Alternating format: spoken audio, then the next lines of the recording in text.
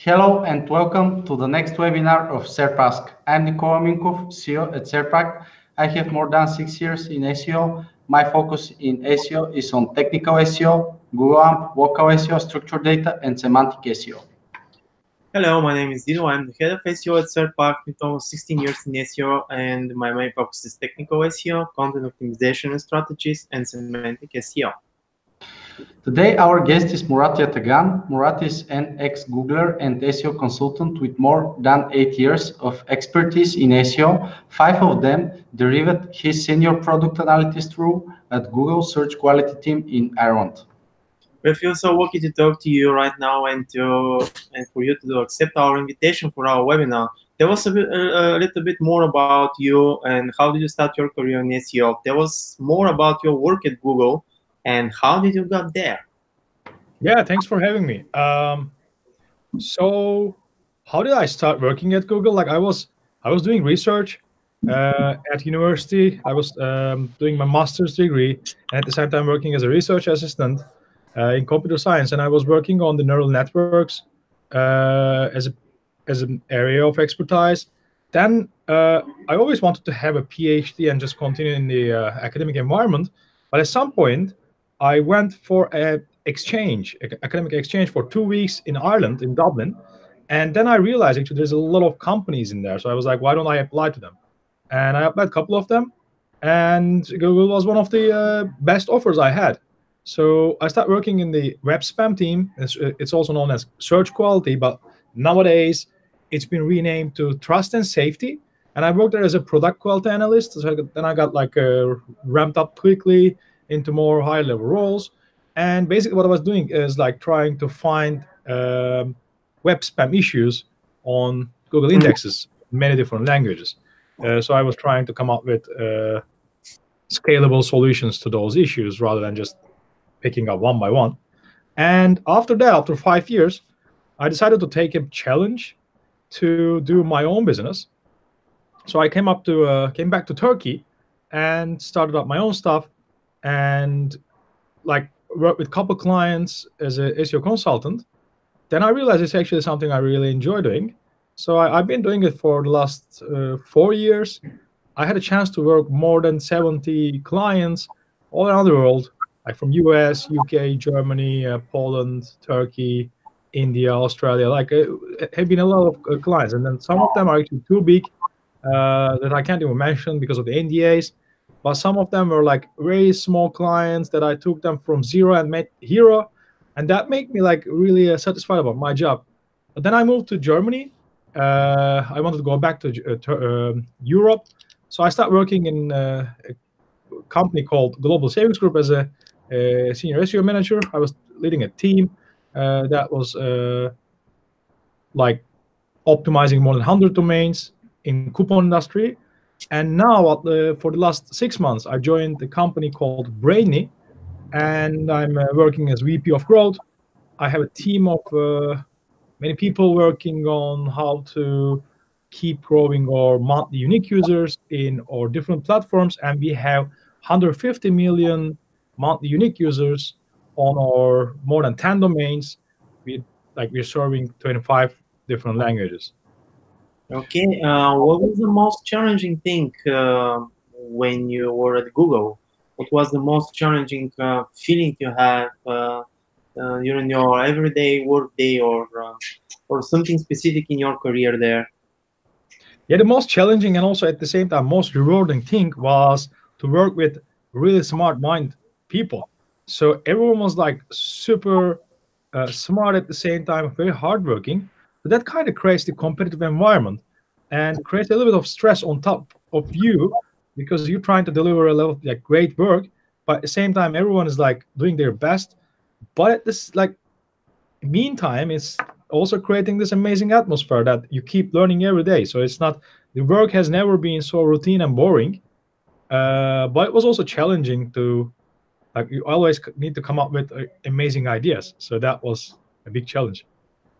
So Google is kind of supporting and even making people feel their creativity and showing their creativity. They insist on this kind of creativity, be showed and discussed and brainstormed and so on. So they created that kind of environment, right? Oh, absolutely. Like when I first started, after 3 months of getting onboarded on what I have to do, my core job, I was offered, like, by my manager, you have 20% of your time to choose whatever excites you and work on that. So I had a chance to work on different projects with very different teams apart from web spam itself. And that was really cool because like 20% means like one day every week you kind of do something else. And that was a like first couple years I did outreach, for example, and then I start working with different teams to help them transform or spam knowledge to their problems to solve. It was really interesting. Like Google definitely encourages people to come up with creative solutions rather than just focusing on the core job. Because I remember, like, when I was in the hiring committee trying to hire people, we were mainly looking at this very interesting thing, like, what will this person do if he or she will have free time at work? Like, will she or he will just watch some YouTube videos or come up with a very interesting idea for some kind of an interesting problem that we have, which is not an order from upper management. So that's like creativity is highly encouraged. So they don't neglect any ideas. They encourage you to show your ideas, whatever they are. And when you share them, they start working with them, discussing them, brainstorming them, and so on. So this is sounds like a really good environment for showing your potential. Yeah, kind of. Like, it's actually not always like when you come up with new ideas, everybody's like, oh, let's work on it. So you have to prove Yeah. that. So, I mean, you got to come up with data. You got to come up with like a proof of concept. And then you need to show the minimum viable project so that actually you can work on a lightweight project first. And then you take this lightweight project to a bigger one. If it's get approved by management, because like if it produces nice results, then you might even create your own team. What kind of ideas can you do? You have the chance to share something related to the products or to the algorithms, or what kind of? It was mainly about scaling up the spam fight. For example, there was this rising issue with a doorway spam type, and then I had a chance to find some similar patterns shared by many sites, and then we had a chance to like work with these pipelines, let's say. So engineers helped us, and we had a chance to create this automated, scalable way of collecting more relevant signals to identify doorway pages. And then that escalated to a really nice project because we were able to drop the spamminess of the search engine result pages because of this issue. Okay, so our main topic today is the grow budgets. As we know, this is one of your favorite topics, and you told us that you have a presentation, so we will be happy to share your presentation with us and share your secrets maybe. And if you have any questions, I hope it won't be a problem for you to interrupt you, to ask you the questions and discuss them. And after that, maybe you will continue. Okay? Absolutely. So let me share my screen so that I can actually start presenting my topic. Can you see it now? Yeah, right. All right. Very good. Cool. Like today, this webinar is hosted by Serpact, and I'm going to be talking about how to create websites that are easier to be crawled by search engine bots. Well, we're going to focus on Googlebot. Kind of like this is the one that I know better how it works. That's not the normal yet. Well, we talked about already like what I have been doing. Like currently, I'm working in Brainy. I also have still be doing SEO consultancy for various of companies. Had a chance to work at Google for 5 years. I've been in advisory board for more than actually, to be exact, 5 startups. And then I also start being an ambassador on OnCrawl because I really enjoy their product. and I've been a judge for the search awards in UK, European ones, MENA, and US. Like today, I'm going to be talking first about the life of the URL. Like that means what happens to a URL from Google's pipelines when it gets to Google pipelines. And then, so this thing that is known as Google, like crawl budget, I'm going to be talking about this one. And then I will talk about like what kind of factors are the most affectionate ones, like the more of like affecting the crawl, and then some tips about creating the crawl-friendly domains. So the life of a URL means actually what happens when a URL is thrown out to web and how the search engine bots are dealing with that in so different phases. So the first phase, as you can see here, is discovery phase. It's even before the crawling. So, I mean, at some point, Google needs to discover those URLs because, Google's mission is to organize world's information. In order to organize information, you got to find a new URLs or new content on existing URLs. There is nothing else. So, and the discovery actually involves crawl scheduling. Like it starts before the crawling. So Google first discovers the URL by different means. Let's say one of them is external links, and then they start grabbing all these URLs and they create some information about these URLs, like a meta information, let's say, based on shingles, based on the URL names. So then, if they have already information about this, like page rank and let's say something else, then they decide which one to crawl first. So, and Google also decides, like based on the service capacity and everything, how many URLs to be crawled a day or in a week or something. So then this information has been sent to crawling stage. Crawling is done by Googlebots. Like there is actually many Googlebots. One of them, like the ones that we are going to focus today, is the mobile, like the smartphone bot and the desktop one, because the other ones they exist for ads, to double check the quality of ads, or like other things like for AdSense and stuff, like news, images. But today we're going to focus on the organic search bots, let's say. And once they find this initial lead, what they do is, based on the crawl scheduler's output, they start getting those URLs. So for example, a Googlebot hits to a page, and then they grab this page HTML and they parse the href. So they actually figure out what are the other links that this page A has hyperlinked to. And then they crawl, they start getting all these links as well. And it goes on like this, from one page to other, one page to other. They also look at the other means like sitemaps or other information like like the external links and so on. So after crawling all these links, then they put them to index first. But also, if they identify there's a lot of JavaScript, there's a lot of dynamic content, they get back these pages and render them. So the rendering doesn't happen all the time. Rendering kind of happens once in a while.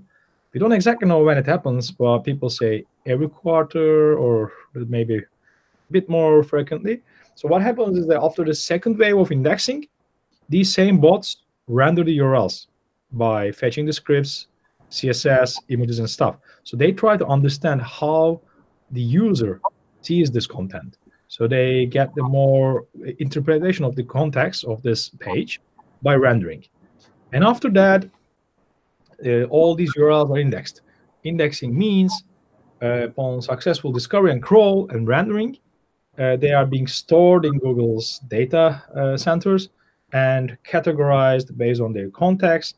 Like there's tons of information in indexing, and then they are ready to be sent to ranking algorithms. So I didn't mention ranking here, but ranking is like the fifth point of this. So I mean, the magic happens in the ranking then. Yeah.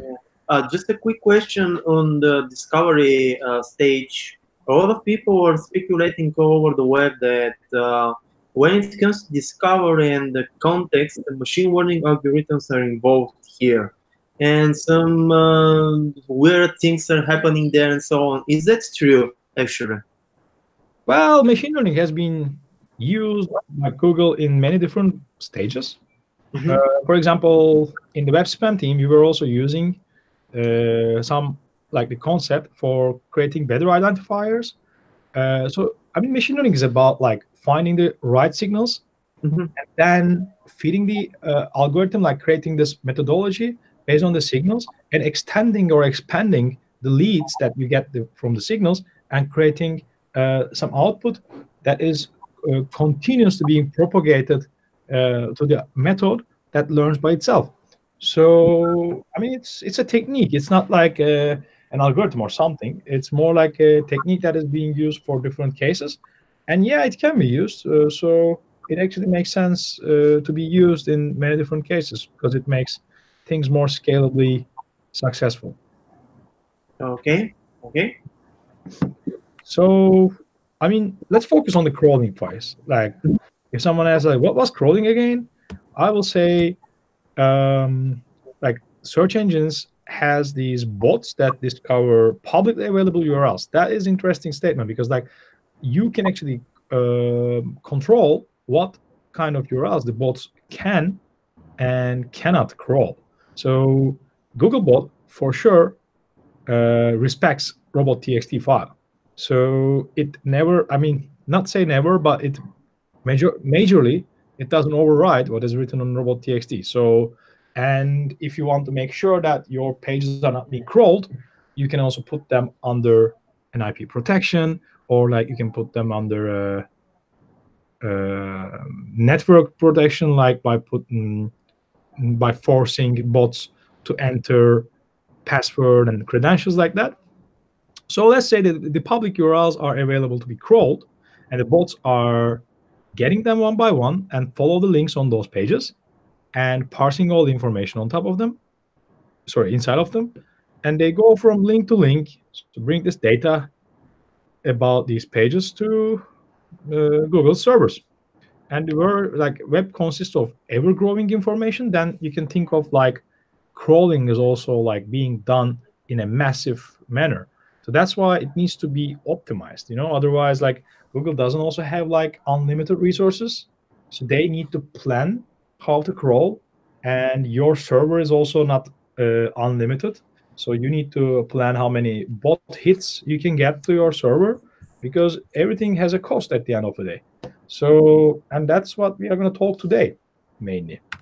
So there's this concept that SEO industry created. It's called crawl budget. Well, Google doesn't have this like crawl budget concept, but they have like crawl scheduling. They have like how to assign crawls to websites, and it depends on many different factors. One of them, like one of the most important one, is this page's authority, let's say. So the crawl starts from the highest page ranked page. Well, we don't know the page rank. We cannot calculate this. It's a very complex algorithm, but we can estimate some stuff about which page is more important. Like if you, for example, look at your log files, you will see that homepage is being crawled more than the other pages. And I mean, you know why? Because all other pages are linking to your homepage. So your homepage is actually the page that gets the most internal links, and your homepage is mainly what most of your users are landing to.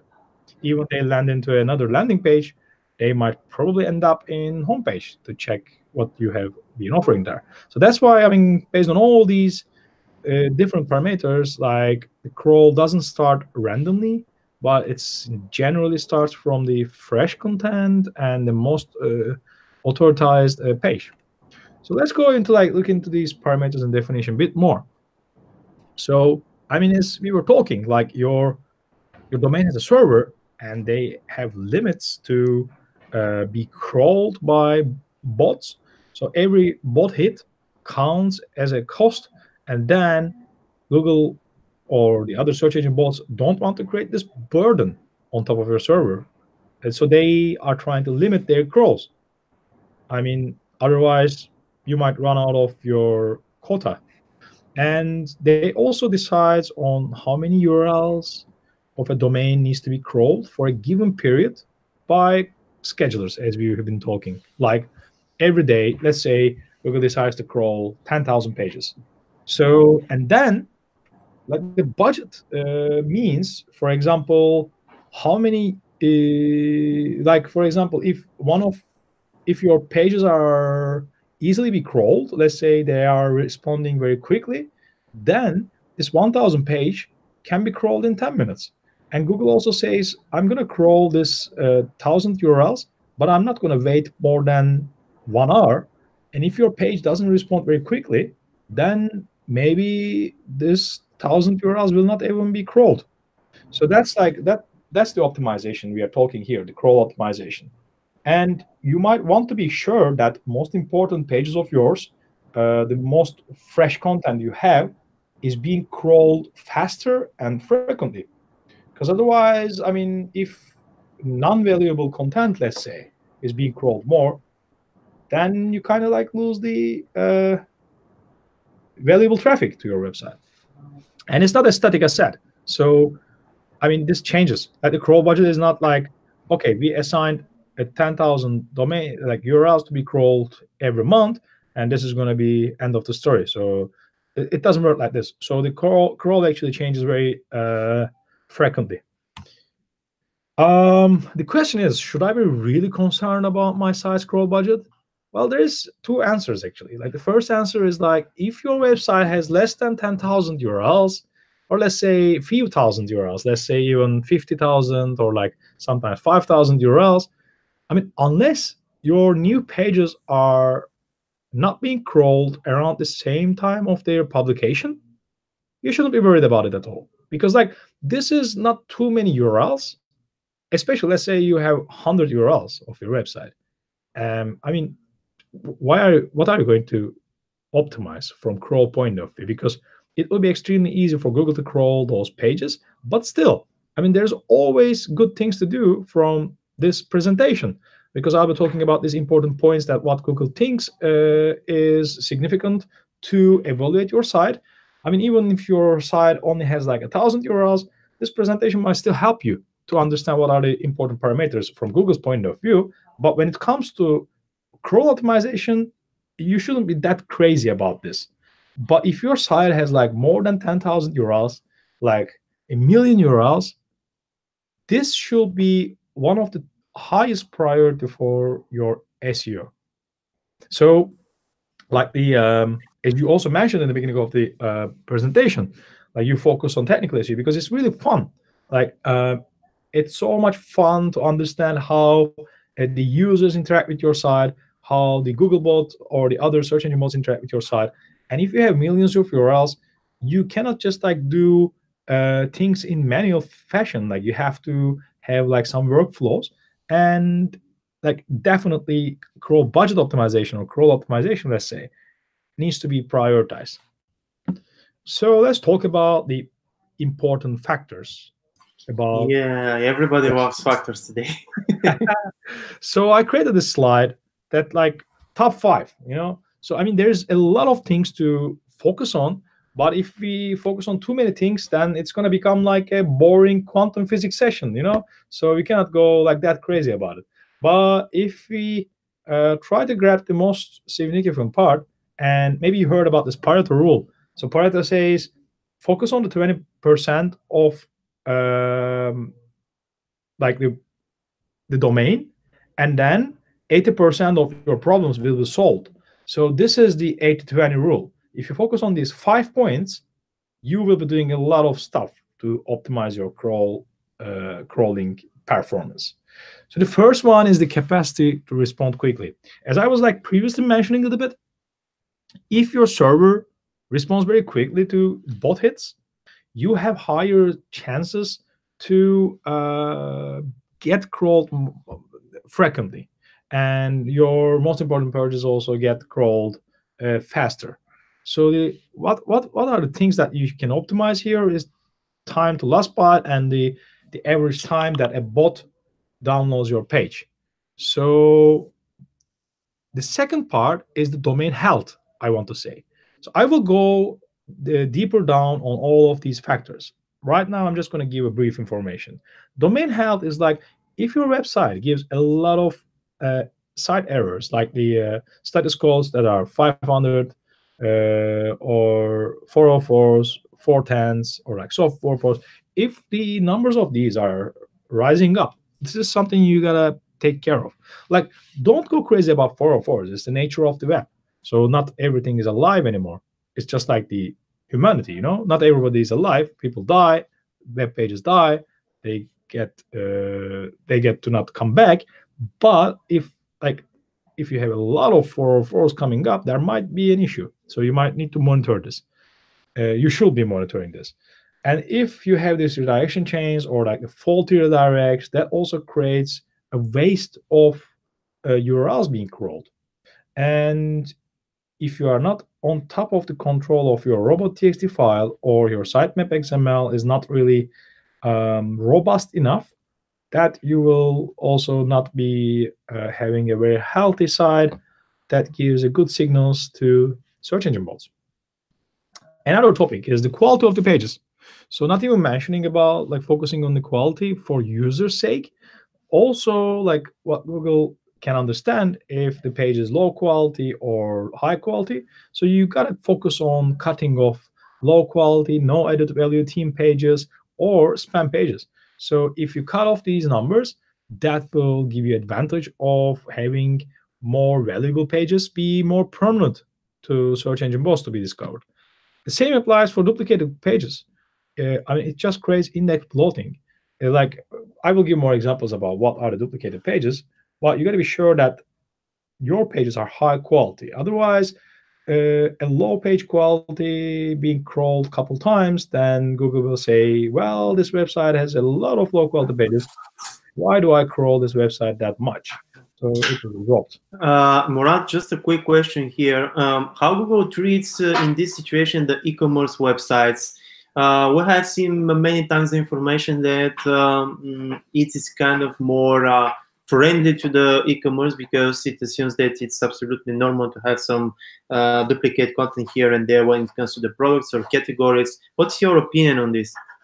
Well, it's definitely normal to have duplicated content, but it's important how you deal with that.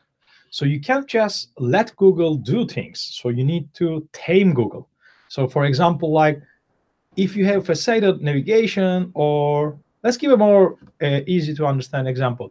You are selling Nike, and then you have red Nike and blue Nike, and then you have red Nike number 6, number 5, number 7, number 8, and blue Nike number 6, 7, 8, 9. So you got like 8 duplicated pages by Google. So you need to optimize this by using canonicals or by using rel alternative like next previews and stuff. So you gotta like optimize these. I mean, not all the pages needs to be visible to Google. Think about search pages. If your internal search results are open to Google, that will create an infinite loop for Google to crawl pages. So it's absolutely normal to have internal search pages, but should they be indexed? Should they be followed? I don't think so. So, I mean, you got to think that why are you providing that many URLs to Google? So yeah, you need to provide some information to users. For example, like if you have a filter and your filter has 15 parameters, that might mean, and you have 100 products, that might mean you will end up having 15,000 URLs. But do you think this 15,000 URLs needs to be seen by Googlebot? Well, I doubt it. So this is how you need to optimize your content. Murat, one question in this topic about the products. Do you recommend to combine some different types of products, like colors or size, in one product, not in different product pages? And well, that might make sense based on the user need. Mm-hmm. Let's say you look up the search volumes of, let's say, Nike, and then Nike has like 100,000 search volume, and then Nike Red has like 5,000 search volume, and Nike Blue has like 1,000 search volume.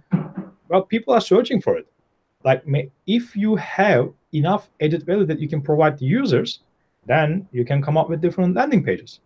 But if you're going to create very similar pages to each other, and they will at the end go to the same thing, let's say, add this to my cart, I mean, that's going to be like creating doorway pages. So if there is value behind a page to be created, it needs to be created. But if it is just being created to manipulate Google search, to be seen like, oh, we have a lot of pages and stuff, that's not going to work. So, I mean, you always need to look at it from users' point of view. Are people searching for it? And, okay, if yes, and then you need to think, what if a user lands this page? Is it going to be happy or not? So if the answer is yes, then go ahead and create the page. Okay, thanks. You're welcome. So I'm going to continue with that. Like the number 4 is the internal linking structure. It's extremely important. Like if your internal linking structure is too complex to understand by the search engines, well, you're going to end up with problems. So, and that means if, let's say, the depth of a page is too deep, let's say it's hard to find this page by after 200 clicks from homepage, that means this page probably will not be having a lot of page rank value, and this page is probably hidden for any users to be found. Then there is no reason for Google to prioritize crawling that page a lot. And if this is a valuable page for you, you are doing things wrong. So you need to optimize your internal linking structure by looking at the architecture of your website, and then you need to think about like how to provide a better information architecture to users and the Googlebot at the same time. And the same applies for external links. The more external links goes to the valuable, high quality external links go to pages, they tend to be more valuable by the means of like search engine bots evaluating the page. So I will say the last important one is the freshness. So the fresher the page, it tends to get crawled more, because first of all, like users tend to like fresh content. Even let's say I'm looking for let's say something from history, let's say the brief information about World War and stuff. Well, the information is not going to change. The facts are going to stay the same. But if I get a fresh information, maybe I have a better interpretation by the author, because I will look into the authority of the site. For example, if I'm reading a high authority site with an author that I know is an expert on this thing, then maybe this author has a better interpretation. So these things matter for users. And at the same time, page rank value decays in time. That means if the page is not regularly being updated, well, its page rank value is going to drop, and the crawl scheduler is not going to prioritize it before sending it to crawler. So let's go deep dive on each of them. So the capacity of Murat, sorry. Yeah. One question from our audience. Why you add TTLB, time to load byte, not TTFB, time to first byte? And what do you think about FCL, first content load?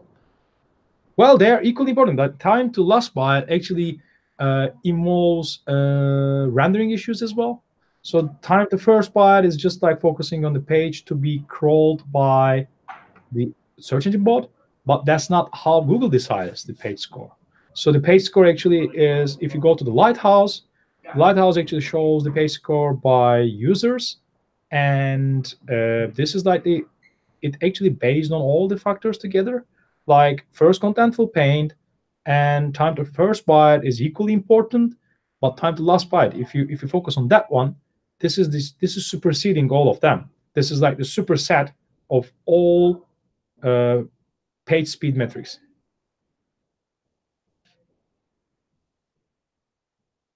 So I'm going to go ahead.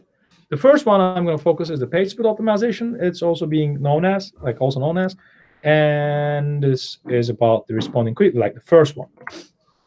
So here, as you can see represented in the graph, like this is one of my clients. When they came to me, I mean, they were not being crawled that much, although they have a lot of URLs, like, I mean, not a lot, but let's say up to 300 URLs. Well, what we did was like they, as you can see, they had a really bad page speed when it comes to the time spending to download a page. So it was around thousands, even like 1,200. And when we were able to drop it to 400 level, well, as you can see, right after we've seen a huge rise, like a pike, 5-6 times more the page being crawled. So that was showing us, if you enable web servers to articulate responding more hits, then Googlebot also adjusts itself to send more crawl requests to your website. This is one thing. You need to look into these graphs. You need like take a time to understand your server health and see the correlation is like really high here, and that is normal in industry as well. Focus on like optimizing your page speed, like the server performance, and that will increase the numbers of URLs being crawled every day. Actually, this is one of our favorite option in Google Search Console. I hope to the new one will keep it from Google. Yeah, I hope they keep it as well. But if they don't, then we just need to look into our log files and use the tools like deep crawl, on crawl, like Screaming Frog. Like there's a lot of tools that you can use, and the Elasticsearch. So keep developing those monitoring systems and make sure that you are going to be on top of this. Yeah. And Murat, this is one of the greatest explanation of how important the loading speed is of a website in general. Let's have it that in general we have ever heard in our life. You're absolutely amazing. Yeah. I mean, the only thing actually, the first thing I did for this client was the page speed optimization plus internal linking restructuring. And internal linking has been done here, but the page speed has been done here, and then that so correlates into what happened. I mean, it enabled like Google to ramp up what's going on. I had more things like that with different clients, and one of them was with the images. So the client was putting Google to crawl the images that are bigger sizes, and once we start showing the Google the thumbnails instead of the big size URLs, so the images, I mean, the crawls frequency improved by 15 times. So I mean, these are like really small tweaks, but they have big impact.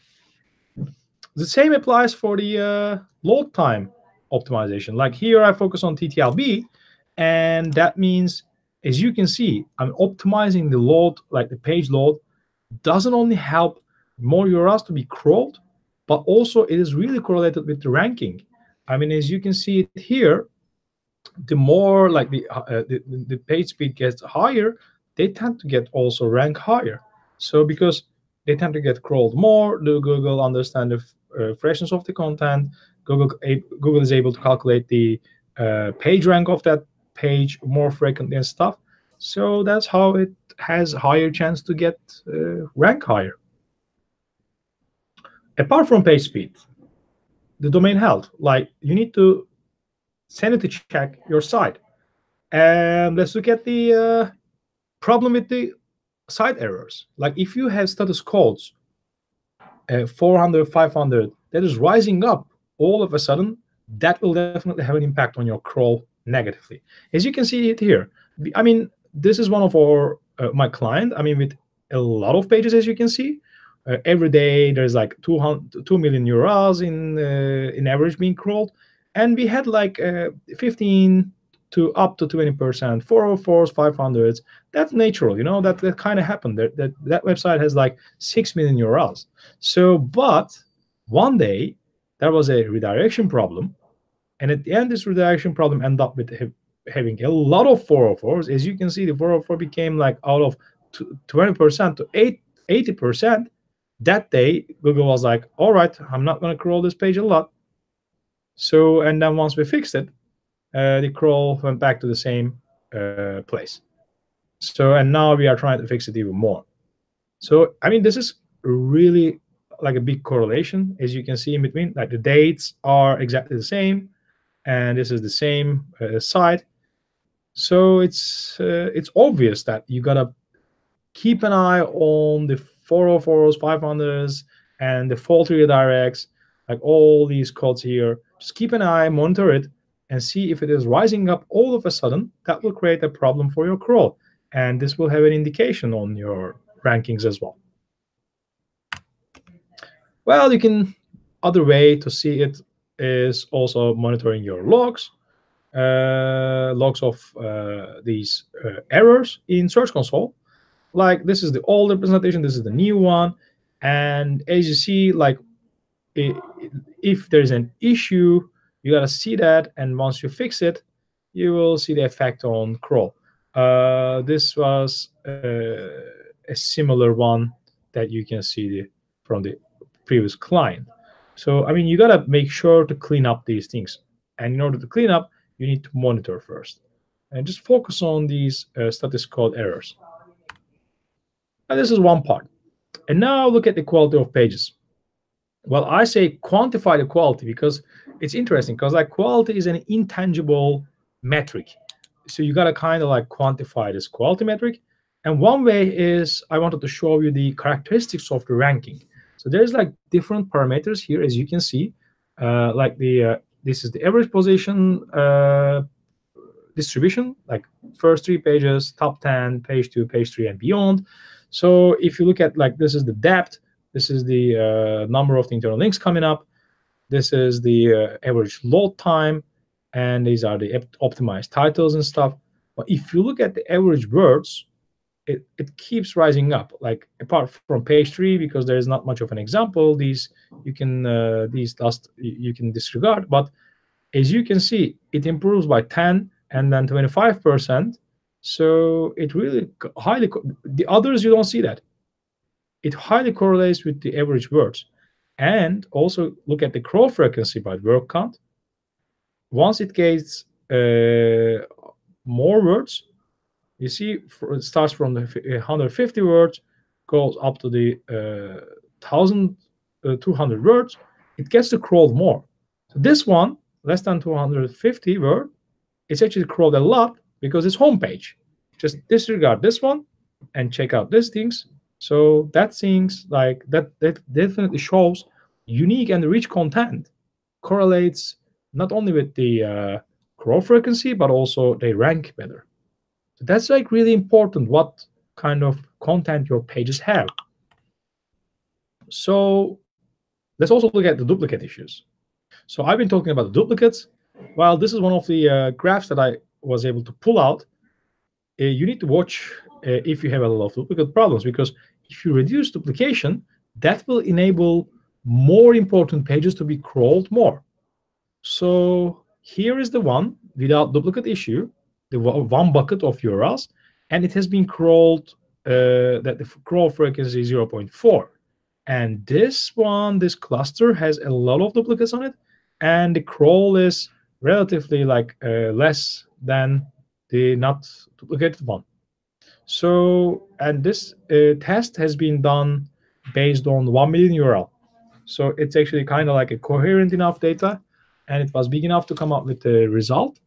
I will say, I mean, there is a high correlation. If you show Google a lot of duplicated content, they start like canonicalizing it, and they say like, why should I follow and crawl this website a lot because all they show me is the same kind of content. So you got to take care of the duplication. When it comes to internal linking, it is about page rank propagation first of all, and then focusing on the user from a navigational point of view, like usability. So this is the crawl frequency by depth graph. That means the number of clicks away from homepage. Well, once those pages are deeper, they tend to get crawled less and less, unless you have a great architecture. So again, this website has like more than 15 million URLs.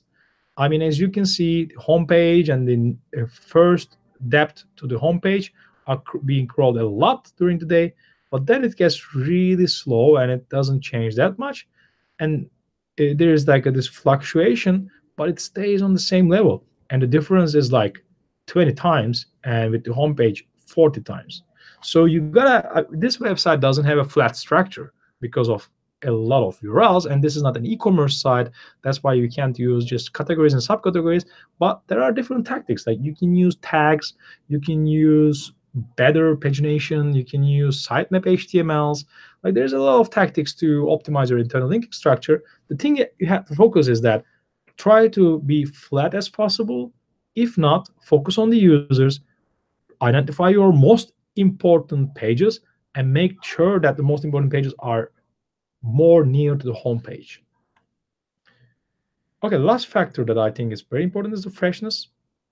For that, I have no data to show, but I would like to say that web is dynamic, page rank decays in time, so that explains a lot, and users love fresh content. Then you got to remember, Googlebot keeps scrolling to either find new sites, new pages, or existing pages with new content. So if you keep your website up to date, if you regularly update your content, that increases the chances of those pages to be crawled more. Like, for example, if you have a sitemap file, in that sitemap file, you got like last modification date, and then at the same time on the page, you will tell, this is the page that has been, let's say one of the blog posts. It has been created 2 months ago, but it has been updated 5 days ago. But you shouldn't update it by just adding a dot or something. It needs to be a valuable amount of data that you updated. Let's say it's talking about government shutdown in US. So there is a new information came today, and you update your page today, and you update it in the sitemap XML file. It's going to probably get crawled much faster than it was crawled last time. So this is one way to get it more crawled, and then the fresher it gets crawled, the possibilities are higher that it's going to rank better.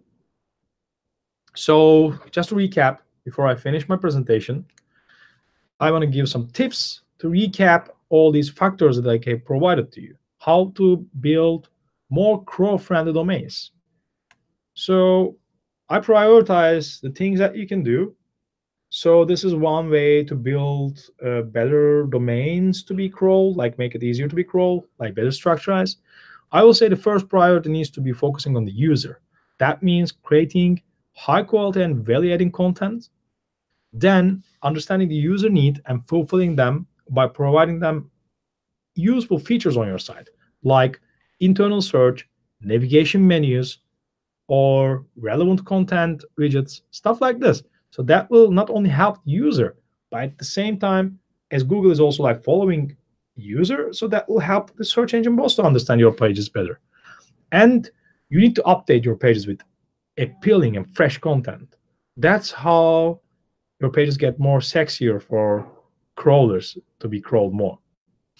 After this, I will say the second priority needs to be improving the performance. Why I prioritize like this way is not because for example, prior 4 topic is not less important. No, it's also like you got to focus on things that are impactful and easier to do.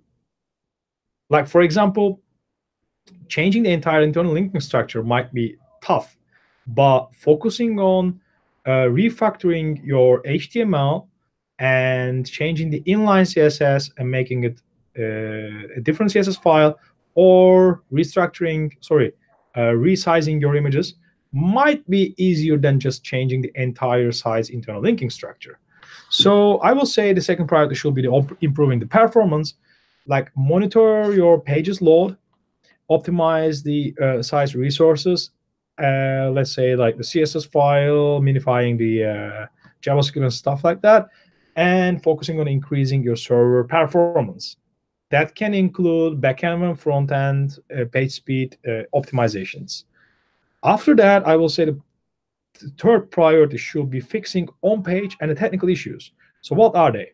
Just to remind, avoiding duplication, fixing the site errors, like the 404, soft 404s, 500s, faulty redirects, redirect chains, and then finding out the orphan URLs, and let's say one of your valuable URLs, let's say the URL that brings you money, all right, or important traffic to convert into a lead, is orphaned. It means it's not linked from anywhere. Well, you got to find these URLs, because otherwise it's not going to be crawled anymore. I mean, it might be crawled, but it's going to be random, so it's not going to be highly prioritized. And also focus on the index bloating. If you have a lot of pagination problems or facets, or like you create some spider traps, that needs to be dealt with very intelligently. And like you should know how to use robot.txt and sitemap XML files, and these things you don't want to mess with.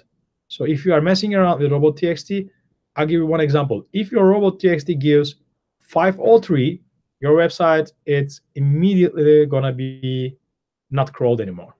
So I mean, these things are extremely important. Just you need to fix them. And the last thing is create more accessibility to your valuable URLs. That means identify the value driving URLs. I'm saying value, not traffic, because sometimes it might not necessarily be traffic. It might be a converting URL. It might be a lead generation URL. It might be a URL that is more appealing to users. So find out them and organize your website's internal linking to send them more internal links compared to the other URLs of your website. Let's say, I mean, you don't want to send all your valuable URLs to the page that says, I don't know, user agreement. Instead, you might want to send it to one of your most important lead generation page. So that's all what I wanted to say today. Well, if you have any questions, I'm more than happy to help. Yeah, Murat, it's amazing. It's amazing, absolutely, yes. Thanks. You're amazing, man. So we have a lot of questions about Crow budget, but we don't have a lot of time.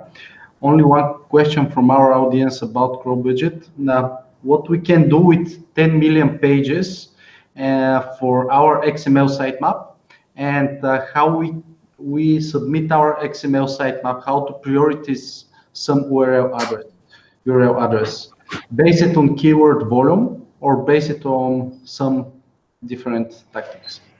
Well, it depends on what actually your website is about. Let's say fresh content is important. Then I would say you should actually categorize your sitemap based on the time of the publication of those URLs. For example, it can be monthly basis, it can be weekly basis.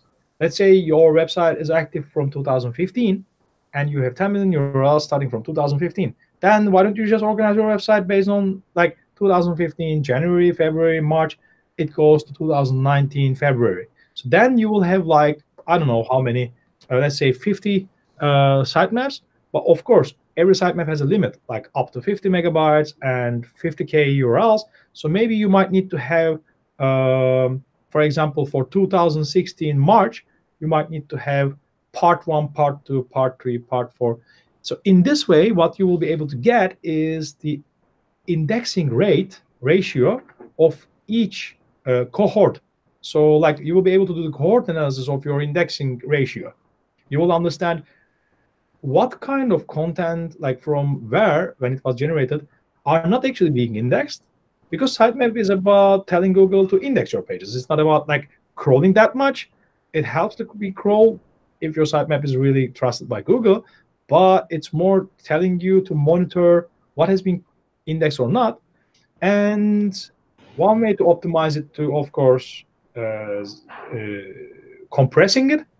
And another way is to be making sure also you have a sitemap HTML, then rather than just having sitemap XML. But if your website is more like based on, let's say it's an e-commerce site, and one of the biggest value drivers, your moneymaker website, the page, money keyword is cars, and the next one is PC, and the least important one is, let's say, skaters, then I would say like focus on from the most important one to the least one. Like it's all about categorization. Like you need to categorize your sitemaps rather than creating them randomly, because I see many clients have sitemaps like sitemap 1, 2, 3, 4, 5, but you don't even know what's inside. So to create meaningful category names and categorize them based on the context of your website, I think you will get the most out of it. Yeah, very smart. So we should ask you about the future of SEO. There was your prediction for the future of SEO for this year. Do you think we will see some unexpected and surprising changes? How we should predict? That's the question. Well, from what I can see, where Google is going is more like, instead of showing 10 links, they like to show more features in the search engine result pages. And now a lot of people uses voice search, like especially with gadgets like Alexa, Google Home, all these things. And there is a lot of people also use informational queries, but also at the same time transactional queries. I think we need to understand what we need, like what SEO needs to evolve is, what are the differences between different type of queries, and doing SERP analysis, like to see what actually the SERP has been changing. An example, if you search for funny cat, I mean, you will get videos. Although you didn't say funny cat videos, top 10 SERP will be about videos. If you are searching for like a recipe, you will get a featured snippet. If you are going to search for a lyrics, you will get a featured snippet. If you're going to search for like cheap flights, you will get 5 different ads and then a featured snippet of a big website and stuff like this. So you need to adapt into these changes in the SERP. And I will say that comes into structuring your content, not by only using structured data like the markups, but structuring in a way that it's easier for Google to understand. So create better meta information for Google. And I'm not just talking about the meta titles and descriptions. Meta information is more about like, give the summary of what you are showing users in the first part in a better time, like in a better manner to provide the users in Google. Then you will be catching up better with these changes. Yeah, definitely. Yeah, the SERP is different now and will be more different next year. Yep. So our final part of the webinar is for one picture. Now we'll send to our YouTube channel and we'll post this picture. So the question here is, what is the most appropriate alt tag for this picture, Murat? I love it. You know, the thing about alt tags is they need to be more descriptive. So, you know, in Facebook is doing a great job with alt tags. They are using this identifiers that once you put a picture, it also says like, oh, there's one guy, one girl, and a dog, and there's sunshine. So it's alt text has been created for people with impairment, like with seeing issues and stuff. So I will say here it's Googleplex, and I will say Googleplex building trees and green grass. Very good, actually. Yeah. Okay. Okay. So, Murat, we would like to say a very, very big thank you for your amazing presentation and sharing some really, really great knowledge and tips with us and our audience. It's absolutely valuable and actionable, just exactly how a really great webinar should be, go and should be presented to the audience. And I'm absolutely sure that many people they found something during your presentation when it comes to the problems, something related to their crawlability problems of their websites, and I think they will fix these problems after the webinar for sure. I really would like to. Few questions about your presentation. Can you share your presentation with our audience because they want? Oh, sure. I'll send you the PDF or something. Okay. Okay. We can. We will make a summary of the webinar in a blog post, so we can feel free to share it on the and embed it maybe on the blog post. Is it okay? Absolutely. Anything. So I'm glad that you like it, you enjoyed, and thanks a lot for hosting me today. Thanks for inviting. It was a big pleasure, and thank you everybody for being with us today. Thanks to our team for their great work during this webinar. We'll be expecting you next month and very soon we will announce our next guest. So meanwhile, don't forget to follow us on YouTube where you can find a lot of useful knowledge and information. And don't forget, tomorrow we will start our first Bulgarian webinar with the godfather of Bulgaria SEOs, named Ognan Mladenov. Thank you again, Murat, for being with us and sharing your amazing knowledge today. For us, was big pleasure. And see you. Big thanks again, and we hope we will have you as a guest again here in our webinar series. Thank you. Yeah, why not? Goodbye. Bye.